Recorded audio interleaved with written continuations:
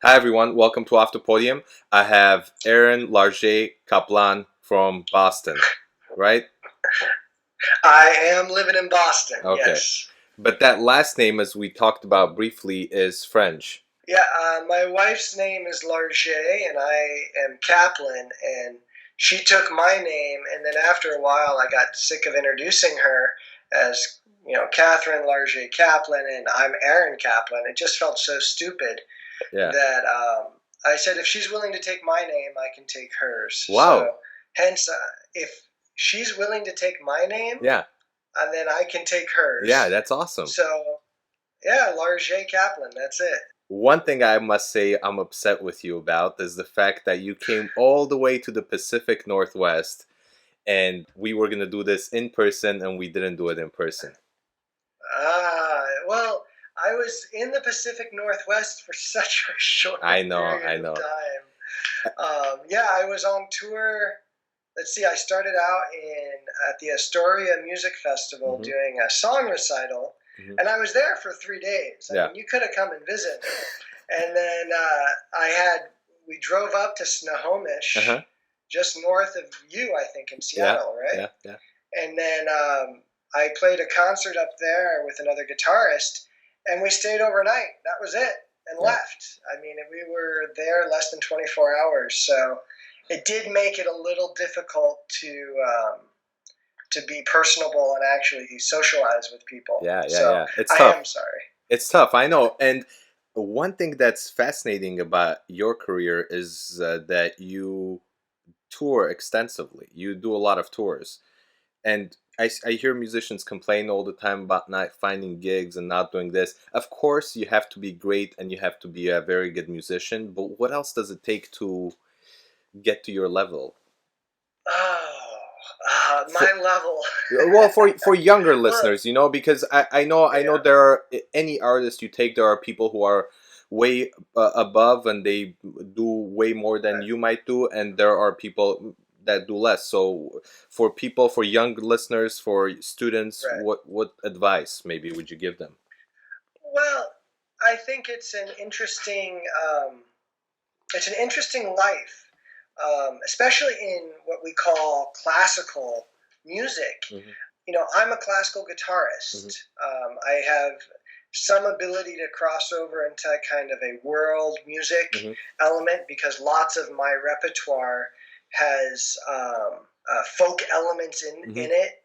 The most obvious, of course, is the Spanish music of Itzhak Albeniz, Granados, where they're really stylized folk music in a linear fashion. But I also do stuff from Japan and Latin America, Russia, and that I think viewpoint of saying I'm not just going to be play strictly classical concerts has opened up a huge opportunity because one, classical guitar, even when that is mentioned to classical musicians, the knee-jerk reaction is quiet and boring. Yeah.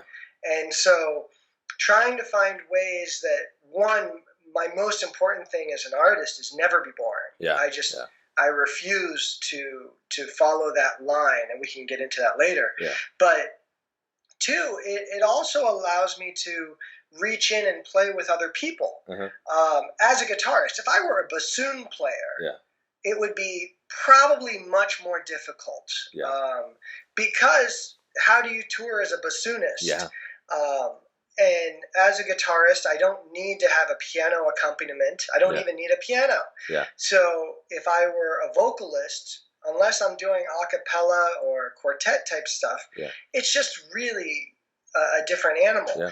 But some of the tours I've done, most recently, like when I was in the Northwest, I was touring with a guitarist who has a classical education, Peter Jansen, and who has a jazz element, and then went into his own world of composing, and would do more of kind of a contemporary jazz world music element. So he might play a classical Venezuelan waltz, but he would improvise and move through it. So he has that circle of people that he's worked with. And that has allowed me to bring in my circle. So we have 2 circles of people. Yeah. So the idea of collaboration is wonderful. A number of my projects that I've done are with living composers. So when I do tour, I can, hey, you live in Nevada, I want to come to Nevada. Hey, you live in California, so on and so forth. Yeah. But, for younger musicians, I would say learn how to talk to people on the phone, meet people when you can, especially in person. Yeah. I'm so sorry. And then, do research. Don't just play where other people play, but look into the idea of, oh, look, they have a library and they have a music series, and plan a year ahead, 6 months to or more. Yeah. A lot of the gigs that I just did on this tour, I would say half of them were contacted, hiring organizations. Others, Peter and I discussed it, and we said, it'd be better to rent a space, put on a concert, send out our own press releases, and try and get people to show up, than spend a night in a hotel room doing nothing, just practicing. So there were some of those on this concert series, but this is also, this year for me, probably the most concerts I've done. Different concerts, chamber music, different tours around the U.S., going to Europe, and then, of course, playing in New England, where, I've been here a while. I talk to people. I go to other people's concerts, and I think younger musicians need to realize that YouTube can never replace going to a concert, not just for the experience, but for making contacts. Not that you should just go to a concert just to meet people, but if you go to a concert and you like someone, go talk to them. As much as I like to think that everybody is shy, and okay, if everybody's shy, then just break the ice. Then they're going to be just as happy as you would if someone came up to you and said, "Hey, I really enjoyed what you did with that little miniature or that sonata or that fugue, or I liked your tie." Whatever it is. People like compliments to a certain extent. I wouldn't lie, but does that answer the question? Of course. That was great. That was great. And you mentioned quite a few things that I actually want to talk about. One is guitar being a quiet instrument, and so being a quiet instrument, there's also some opportunities for playing in an orchestra, and you have some experience, and you play maybe with some orchestras coming up, which I saw. Why always violinists, pianists, cellists get those opportunities and the rest of the instruments don't? And maybe what have you done to promote the guitar in that way, or what can we be doing to do that? Well, there's a great question. There's different facets to that question. First, the guitar is a quiet instrument, but we have a huge range of dynamics. Our piano is more piano than really anything. But our forte, compared to that piano, is really greater than most instruments. So the range is much greater. It's just my forte will never be a trumpet forte or a piano forte. They have, piano has cast iron and steel strings, like a violin. I actually really enjoy playing with period instruments because on my contemporary guitar, the volume levels of the instruments are pretty much the same, and we're all out of tune a little bit anyway. So there you go. I do play with orchestra, and I amplify. I have absolutely no problem sticking a microphone and a small speaker or amplifier next to me because I want to be heard. That's interesting. I would love not to have to, but then all of a sudden I'm playing forte for a whole concert. And unless I'm doing rasgueado, the type of rhythmic strumming from Spain, or something similar, it's just not going to be heard. So, case in point, I went and saw the Boston Symphony few years ago when they did Concerto de Aranjuez by Rodrigo, Yeah. the big concerto for guitar. Which you're doing soon, aren't you? What's that? Which you will be doing soon. I actually just did it. Oh, you did it? Okay, maybe I just was looking at the schedule the wrong way. Okay. Yeah. I've done it multiple times with orchestra. I've made arrangements of it for 2 guitars, for guitar and cello of the middle movement. There's a version for voice and guitar that Rodrigo did of the middle movement. It's one of those overplayed but totally understandably wonderful pieces. Yeah. And so when I saw this Boston Symphony concert and the guitarist was not amplified, my friends who were all in the first 10 to 20 rows loved it. I was in row 36 and I couldn't hear it. And I left at intermission. I said, what's the point of this? And artistic, you can have all the artistic vision in the world. I'm going to do this. There's just, with technology today, there's really no reason not to be heard. Yeah. Not that, you can play a weak player. Amplifying is just amplifying a weak player. Yeah. But if someone has a good sound and full-bodied, not just loud but full, then there's adding a microphone to play with a 30 or 60-piece orchestra makes sense. Yeah. I mean, I remember Rafael Frubeck de Burgos would point at the bass players, and you would see them move, and you wouldn't hear a thing. Yeah. And it was amazing. But I've played with a lot of community orchestras. They don't have that kind of control. Of course. And I want to be heard. Yeah. But I know it sounds so spoiled, but so I don't mind being amplified. It's not spoiled at all. But I want to know who else does the miking that you do. I mean, I don't think I've ever heard that before. I think a lot of guitarists are amplified. You just don't see it. Amplified in a concerto? Yeah. Wow. Okay. Yeah. Unless you're doing, a small version of Vivaldi, and maybe the acoustics they have a hidden microphone. Some guitarists will put a mic in the actual guitar, more of a pickup. Oh, I see. And so they could then have it amplified. But I like the amplifier right next to me, so it sounds like it's coming from the guitar. Yeah. I have a good mic that you wouldn't hear anything, and it's just to add a little bottom so the guitar is there. Yeah. I mean, again, if I'm not a good player, then amplifying it just amplifies bad music. Yeah. So I think that element would come through. Now, to answer the question about why does violin and piano and all of these, flute and horn, get all these concertos, I think that goes to a bigger question of programming by classical orchestras.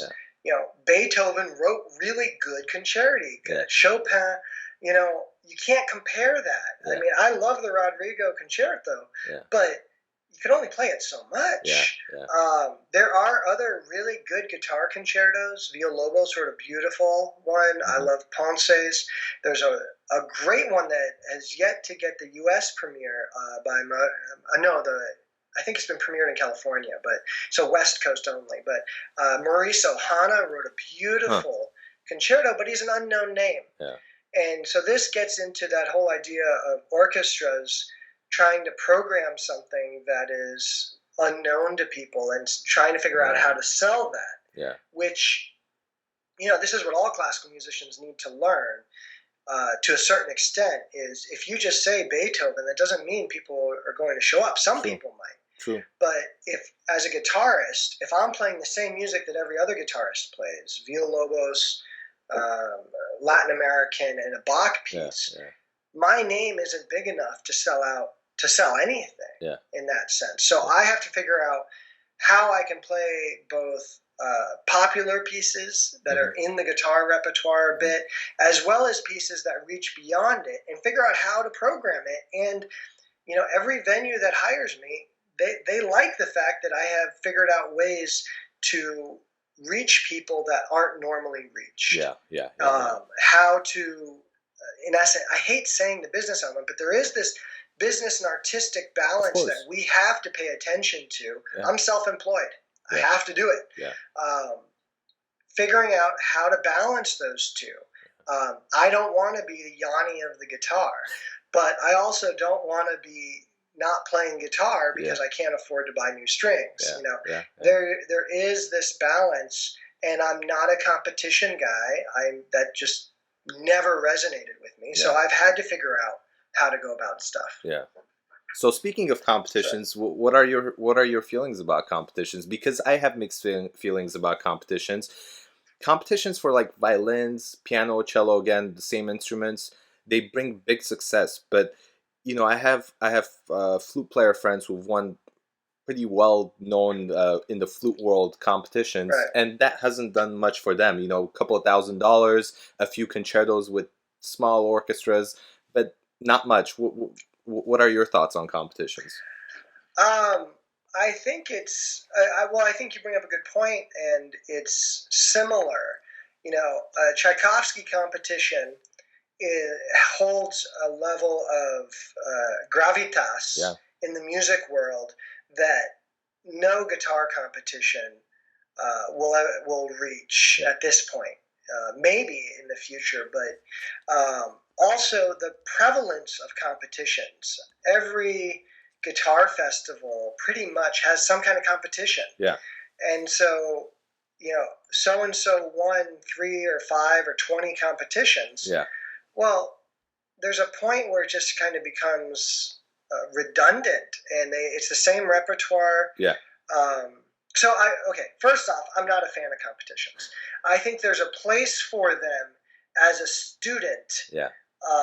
And in the idea of how to learn under pressure, performing under pressure. I think there should be an age limit. When I was in conservatory, and I'd go to a competition, you wouldn't see people older than 25. Yeah. And now I see people in their mid-30s, late 30s doing competitions, and it's like, really? When are you going to start your career? Yeah. And it becomes a professional competition player. Yeah. And they go around the world, win here and there, or take in the top, win some prize money, and go to the next competition. And they're playing for the same audiences, which it just irks me. Yeah. The idea of playing the same, competition repertoire tends to be pretty specific type of repertoire. Yeah. And the competitions for guitar, I just saw something today online. The semi-final round for this competition, each player had 5 minutes. What are you going to learn about a person in 5 minutes? Yeah. And then it becomes this idea of speed and technique. Yeah. I go to concerts and I see a competition winner. In the first 15 minutes, I'm totally enthralled. But for the remaining part of the concert, be it an hour or an hour and a half, I'm totally bored because that's all the type of music they know. Yeah. Is this this adrenaline fix, got to play fast and clean. And there's no artistic vision. There's very little idea of drama and actually communicating. Yeah. I was in Russia last year, and I was staying with some guitarists, and they had a son who was about 12 years old, 10 or 12. Really amazing kid. I mean, he could play. And he had done like 3 competitions a year since he was 7. Yeah. And he played with this shield in front of him. Yeah. Like this imaginary force field where he just didn't pay attention to anything that was happening outside of his little force field. And then people wonder why people don't connect to their audiences. Yeah. It's like, well, you play with this force field, and that protects you from judges and criticism, and which is great for competition. Yeah. But it's awful for reaching audiences, for moving audiences beyond look at what I can technically do. Yeah. And if I'm paying attention to someone's technique, then they have failed in their practice or their artistic vision, because technique should be invisible. Yeah. Yeah. To me. A lot of great points. The thing that comes to mind when you said the age is I was looking at some conductors who were accepted to a couple of competitions in the recent years, and some of them were actually professionals. Some of them hold, assistant conductor positions with major symphony orchestras and are having a successful career, and they're competing in the competition, and I thought competitions are to give opportunity to young aspiring musicians, whether it's conductors or not. Give opportunities for younger people to kind of come up in the field, but I guess not. Well, and it's the same. I mean, think of the preparatory orchestras. Yeah. The kind of in between college and professional orchestra. Yeah. The one in Miami. I just forgot the name. New World Symphony. New World. Yeah, New World. Yeah. The idea is very interesting, but in essence, it's saying there's not enough opportunity, or we're not making enough opportunity for ourselves, that we have to create this kind of transition period. Yeah. It's like the student who keeps getting more degrees because they don't want to pay off their loans. We're just kicking the can down the road. Yeah. To me, I graduated and I finished, when I got my degree, that next morning I woke up at about 5 a.m., not a cold sweat, but definitely anxious. Yeah. And I turned to my wife and I said, I'm competing with my teachers. Yeah. And she was like, Aaron, no, you're not. I said, yes, we have the same degrees and I'm in the field. Yeah. So if X is charging 10, okay, I can't charge 10 at this point, but I have to work. And as much as we might have friendships or not, I am competing with them. And I think young musicians need to start being in the field. Go get a job, work 3 jobs, take care of your health, and make decisions about long term. Where do you want to be in 20 years as a player? Not, okay, I'm going to give myself 3 to 5 years to set up a career, because it takes more than 3 to 5 years. When I look at the great artists that inspired me, Paco de Lucia, Andres Segovia, Julian Bream, these guys, they weren't those people, in essence, until much later in life. Yeah. I mean, they gigged. Paco would spend months on the road. Ravi Shankar would be on the road for 6 months at a time. Yeah. That idea of reaching audiences regularly, going into schools, doing things, getting jobs that may not be flashy at Carnegie Hall, but Carnegie Hall is one night. Yeah. What are you going to do the other 364 nights of the year? And that, again, ties into this tour stuff that I've been doing. This is, I think, if one wants a life in music, or music in life, as I like to say, then one has to be willing to do stuff. And you can do it through weddings. You can do it through however one wants to do it. Yeah. And I'm not going to judge a person on it. Yeah. But one has to decide what they want. To me, being in an orchestra playing music that someone else decides, I wouldn't last long. But doing collaborations with dancers, composers, other musicians, not full time, but constantly changing. Yeah. I don't know, maybe it's ADD or too much caffeine, but I love that. To me, it's just so inspiring to be able to 1 week play, record with a cellist, and then go do a song recital, and then go tour with someone else. Yeah. Those elements of life, if there's a competition I like, that's the competition. The fact my wife said yes to me, it's like I won the competition. So having a career, I think we need to kind of take a step back and look more at the macro of what matters. I'm not discounting that people who win competitions or even participate it isn't worth their time. That's not what I'm saying. I'm saying it can't be the only road up the mountain. There has to be different paths. And I think as we're sitting here, that's one of the things that grabbed me about you, is that you do a lot. And it's not just one thing. And I don't know one conductor who just conducts one place. The most famous ones conduct everywhere. So there's this idea that you have to be flexible, and starting that now or yesterday, in essence, is the most important part to me. Well, going back to competitions, I must say something, and we don't have to keep talking about this. A competition like Tchaikovsky, why can't they add a guitar field for one of the years? It could be a rotating thing where they have their regular voice piano, violin, and cello happening regularly, but they could add a new element and have a rotating instrument or something. And that is happening. They did I think it's the Naumburg. What's the big competition? I think they had guitar once, I think. And apparently the judges argued so much about, there's favoritism and all this, that it sounds like they're not going to have it again. Oh, who do you get to judge that's open-minded? It's such a small field that, just like every other instrument, to say there's not the only people who believe there's no politics in a competition are the judges and the winner. Yeah. I mean, that's true. It's hard in that sense. And look, the guitar, I love the guitar, but it doesn't have the reach. Well, it does in a sense. The guitar has the reach. Classical guitar, it's 1% of 1% in a smaller niche of that. Yeah. So, who is going to participate? Who's going to judge? Maybe in 20 years. There's a lot of young guitar programs going on right now throughout the States and in Europe. So where people, they figured out kind of the Suzuki thing and have smaller guitars. There's education programs. Guitar is now at Curtis, which is amazing in a certain degree. I mean, if it's an orchestral school, I'm not sure why it's there, but as just for paper, for credence, I guess it being at Curtis is a very good thing. Yeah.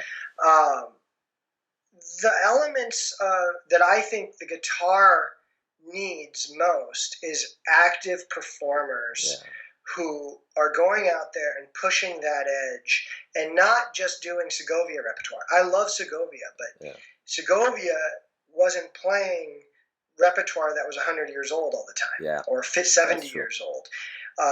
And he was still very conservative. Julian Bream, I mean, wow, the guy was out on the forefront commissioning works, British composers predominantly, but he was out doing it, getting guitar players who can both solo and do chamber music. Yeah. That means read, count, and be a vivacious performer. Getting that, that's a different generation. It's starting to happen more. Yeah. And there are older generation players who can do it, but it's a lot of work. Yeah. And it's not always paid in the same manner that one would like. And if you think, again, going to the concerto, most orchestras will have guitar about every 5 years. Yeah. Not the big ones, not the Cleveland, New York, Bostons, but orchestras underneath that. In Latin America, it's much more prevalent because guitar is really a national instrument throughout the region, in all the regions. Spain the same, Italy a little bit, but getting the guitar involved, every 5 years, what are they going to choose? Are they going to choose a concerto that will attract people, or are they going to choose a concerto that won't? Then guitarists need to start supporting each other. Amateur guitarists need to go listen to other guitarists. Not just on YouTube. I call it like a sickness of, I'm the greatest guitarist in the world. I don't need to listen to anyone else. When I talk to pianists, they don't do that. I mean, they do it to a certain extent, but they'll still go see the Russell Shermans. They'll go see the Steve Drurys and these bigger, these really established players and say, wow. There's also a wide range of repertoire where one player can focus on, 3 to 5 composers or just an era. I mean, look at Russell Sherman or numerous pianists. They never touch contemporary music. Guitar doesn't have that quite yet. The classical repertoire isn't strong enough to just live on that. And so figuring out how to balance that and playing music that, this is the 21st century. We have to learn to get over our technical issues and our, how would I say, our issues of, I don't like that music, it's too dry. Again, we can't just be stylized folk musicians. I'd rather listen to folk music. You teach at a college now, and you're part of that system. What's the system lacking? Because, there's a lot of talk, especially nowadays, with the programs, with what's being added to the program, what's being taken away from programs. How's your program? And maybe you don't want to, make any comments about your particular program, but something in general. What can we do to make it a better experience for students, so when they do go out in the real world, they know how to fit in, or how to not to fit in and do something unique and make a name for themselves, or have a good career. And for those students who don't end up pursuing a career in music, and those students who are in music appreciation and they're taking guitar just for fun because they love playing, what can we do for them to be supporters of music when they go out in the real world? Right. Well, I teach at UMass Boston, University of Massachusetts, Boston. I taught at Boston Conservatory until the Berklee merger, where Berklee bought Boston Conservatory. And I can say, the UMass Boston program is not a performance program. It's not a degree in performance. It's a bachelor's of arts. So to compare it to a conservatory program, apples and oranges, completely. I have majors, non-majors. I have people who've always wanted to play guitar and never played it and come in and say, hey, I'd like to learn. And I've had people who've played their whole life. I've had people who never read a note of music but played metal, and they want a music degree, and so they have to learn. For me, I started classical guitar at 16 years old. I had played electric guitar prior to that and a little bit of clarinet.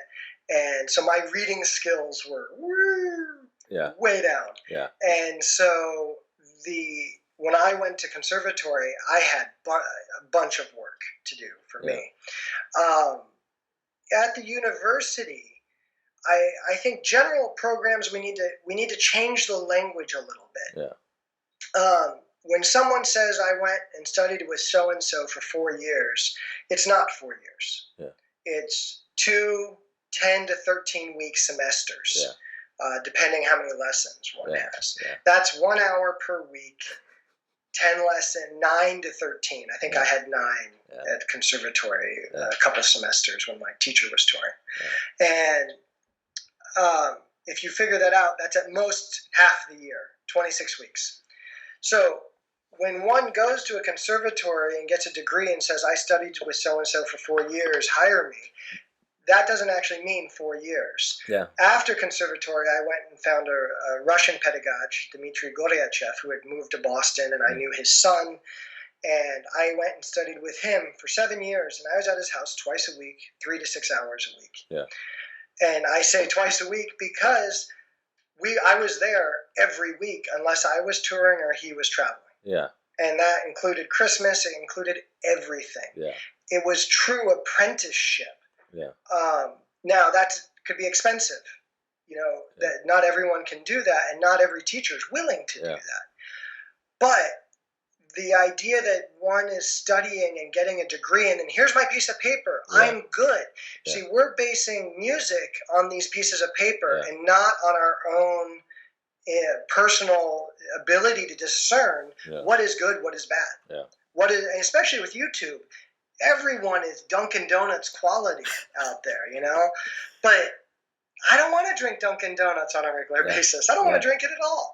I want some good quality. So the idea that, the internet, with getting rid of labels, getting rid of, is a unifying and levels the playing field, it is a good idea to a certain extent, but I think the reality is quite different.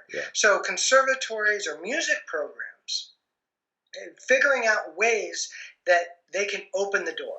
I mean, that's really what a degree program is now. There's no way that you can learn everything in 4 years. I remember trying to get a history teacher to teach up to, through Takemitsu. That just didn't happen. We stopped at Schoenberg and Stravinsky. And how one can live in the 21st century and not just have a year of going from 1950 to today, is just amazing to me. So the idea of music education, it's not existing in elementary school. It doesn't exist in society enough. And so colleges have to really, they're introducing everything. If someone wants to learn music, it's basic, even at conservatories, it becomes almost music appreciation because a lot of the schooling is pretty much young art, young symphonies. Someone participates in symphony orchestra.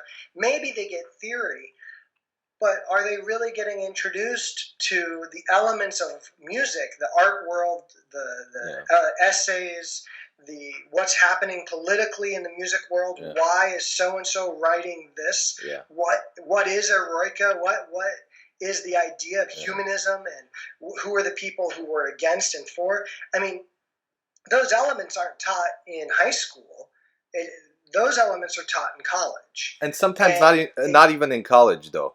Sometimes not even in college. You learn dates and numbers and all this stuff, and you don't get into those relationships, into what's going on between the composers, for the composer. You don't get all of these things. Sometimes not even in college. Of course, there's great teachers out there, and I've had quite a few of them. But there are many colleges that don't even get into those things, you know? Well, and this is the business of music in colleges. Colleges are a business. Yeah. I mean, our students are no longer students; they're clients.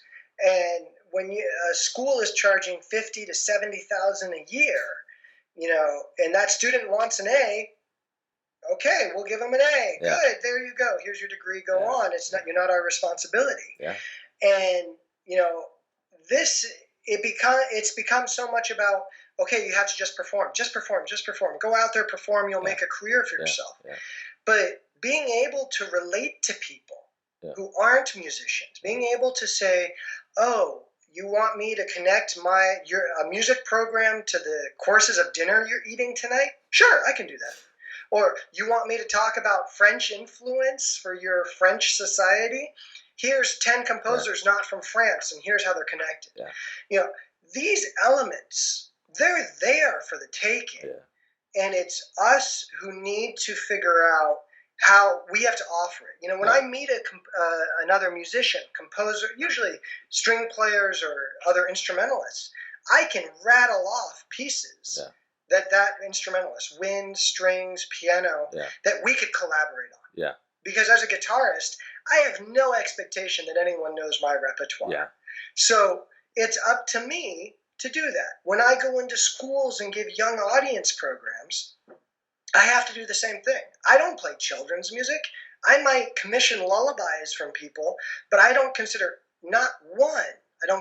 any of them to be children's music. Yeah. I consider them to be classical pieces, miniatures, but they have lullaby titles. That just makes it more palatable. Yeah. But I can go play them for kids. I can go play them for adults. Yeah. And they don't actually fall asleep because I'm an active player. I try and keep people awake. Yeah. So in a sense I fail, but in a sense I succeed. It's funny like that. But trying to figure out ways that we can reach people in a manner that is both respectful to the art, respectful to the pocketbook, to our tax guy, who we do have to pay taxes, and reaches them with a way of saying the world is wide open. Yeah. How we listen. I mean, I'm arranging John Cage for guitar. Yeah. This is one of my big projects as of late. I have already had his 6 melodies for violin and piano. I arranged it for guitar. That got published. The first piece in the Cage repertoire to feature the guitar to be officially sanctioned. Yeah. That to me is huge. Yeah. And I have a collection of solos coming out later this year. Figuring out ways, because the knee-jerk reaction, oh, John Cage, what are you going to play, 433? And that's kind of his fault. It's kind of the world's issue. Yeah. But at the same time, how do I connect this to people and say, actually, here's some really beautiful music. Here's music that sounds like 17th century contrapuntal because it's early Cage. Yeah. And no one knows about it. Yeah. So when I do play it for audiences, and I play it for mainly non-academic, non-guitar audiences, people are shocked because everybody knows his name. Yeah. But they don't know it for his music. They know it because of the scandals that his music created. Yeah. And so figuring out ways that we can reach across those lines and say, well, okay, here's something that's adventurous. I mean, isn't that what, when I'm online and I see musicians talking about music, it's adventurous. Yeah. I see them and there's such a passion there. Yeah. And then I go to their concerts and they go to talk about their music and it's the most boring sounding. Yeah. Just listen and clap. And I'm like, oi, what is it that makes these pieces great? How do we reach people? I mean, we have to, in essence, be preachers for our music. Yeah. And if I didn't write any of this music, so I am really a preacher. Yeah. Preachers don't write the Bible; they just preach it. Yeah. And I won't kill you or crucify or any of that other stuff, but trying to figure out ways that we can get people involved in the listening process and saying that there is a value in it, and that moment, especially in a live concert, is so special. I mean, there's nothing that can never be repeated. Yeah. That's a lot of information, I think, for the listeners too, but I loved it. One thing that I want to kind of get off topic and ask you about is traveling with the guitar. All these things happening with cellists complaining about broken cellos, violinists not being able to take their violins. Guitar is a relatively big instrument. How do you travel with the guitar? I've had my share of shocks. I've had my guitar checked, and a chunk of the case is missing when it comes off the plane. I've had gate agents who refuse to let me on regardless of all the papers I show them. One, I bought a very good case. Two, I have insurance for the guitar. And three, I really only fly on airplanes that allow for the guitar to be brought on board when I get on, there's space. So I often have to pay for some kind of upgrade or extra foot room to get me on early. Sometimes that doesn't work because I'm at a small airport. Yeah.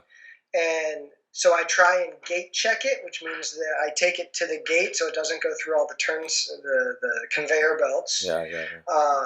But I have a friend who has a very good flight case, and he checks it in with his luggage. Wow. He just pays for it, and he's never had the guitar injured. He's had cases destroyed, but not the guitar, which is really the important thing.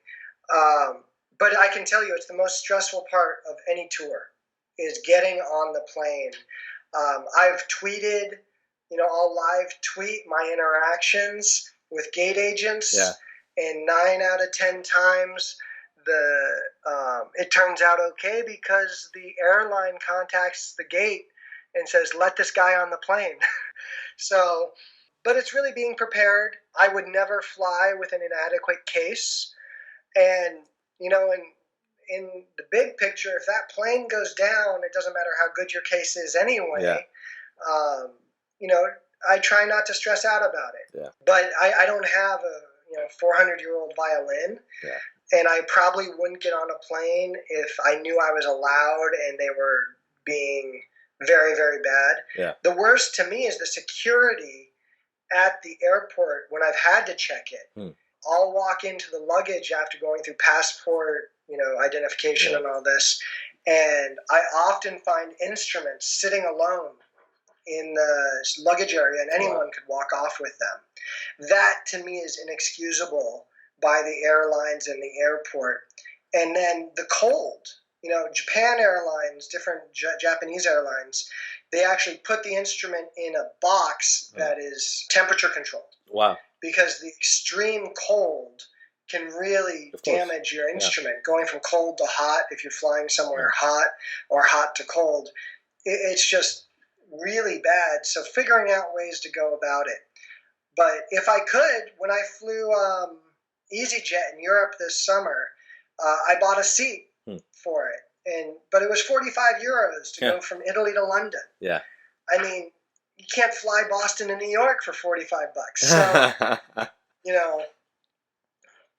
that's American infrastructure. If I could, I'd take high-speed trains everywhere I'd go. I could. Yeah. But we've talked for about 45 minutes.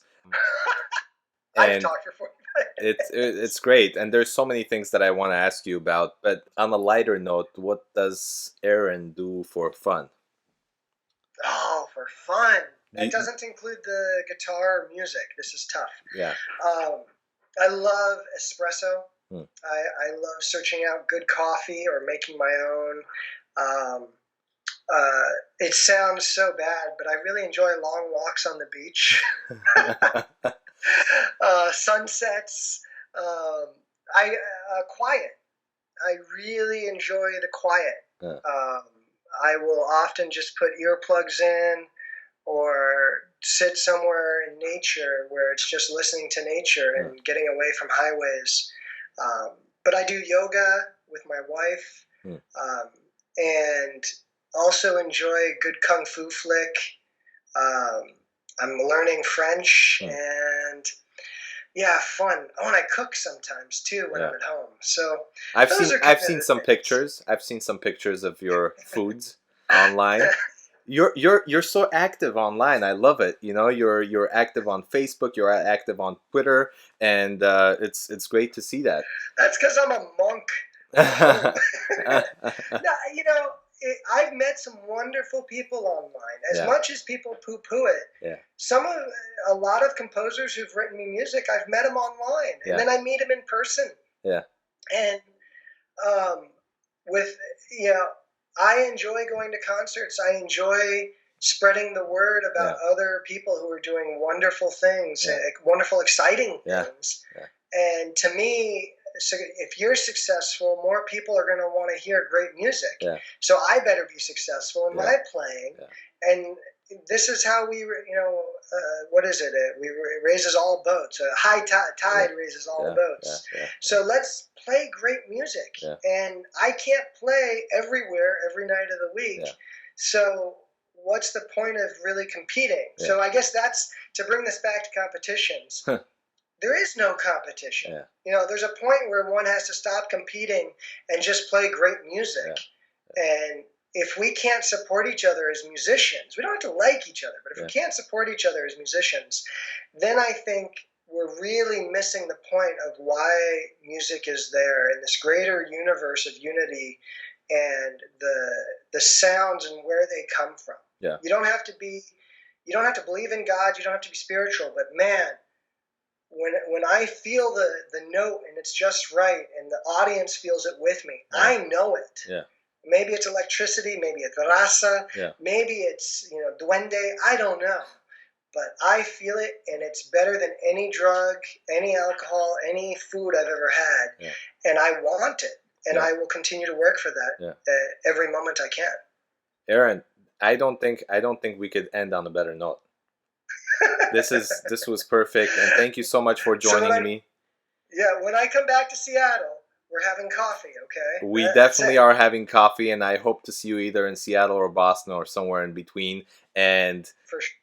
I really loved our talk, and you're so great. I mean, this is why you're successful, or part of why you're successful, is because you know how to talk about music. And I wish there were more people out there who knew how to talk about music so passionately and so beautifully, all at the same time. Thank you so much, Tigran. I'm really happy that you're doing this. You're working with the people that matter and doing great music. This is, I'm not where I want to be, but I'm exactly where I need to be. And I'm very happy about that. And I'll keep playing music, and I look forward to hopefully you and I can share. We'll collaborate sometime. We'll collaborate. Yes, let's do it. Thank you so much, and hopefully I'll have you back, because there's still, I take notes. I've said this many times. I take some notes about the person and what questions to ask, and we didn't even get to more than half of them. So hopefully we'll have you back on at some point. Okay, so next time you have to have a little buzzer that says, "Okay, that's 5 minutes. Next subject. Next subject." No, this is great. Say the word, and I'll happy to talk to you when I'm not stuttering my way. Thank you so much, and have a beautiful day. I'll talk to you soon. Cheers. Bye. Thank you so much.